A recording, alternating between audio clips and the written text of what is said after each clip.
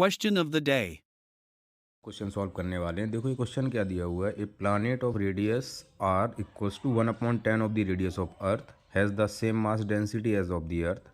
Scientist dig a well of depth r/5 on it and a lower a wire of the same length and of the linear mass density 10 to the power minus 3 kg per meter into it.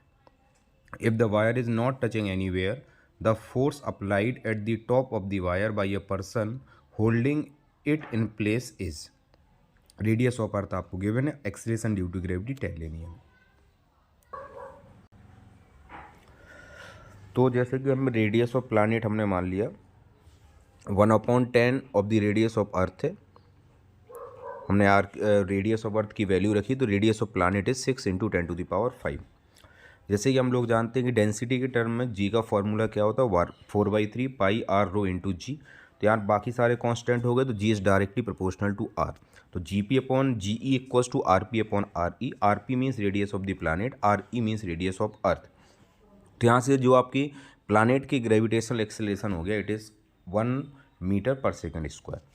हम depth के साथ G कैसे vary करता है, G dash equals to G into 1 minus D upon R. तो G dash equals to G P into 1 minus X upon are.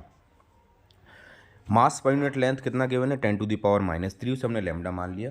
अब हम एक स्मॉल एलिमेंट पर फोर्स निकालते हैं। सपोज स्मॉल एलिमेंट की लेंथ हमने डी एक्स ले ली, तो उसका मास कितना हो जाएगा आपका, लैम्डा इंटू डी एक्स। तो फोर्स क्या होगा आपका, एम इंटू जी। तो मास हो गया डी एम और जी हो गया हमारा जी डैश।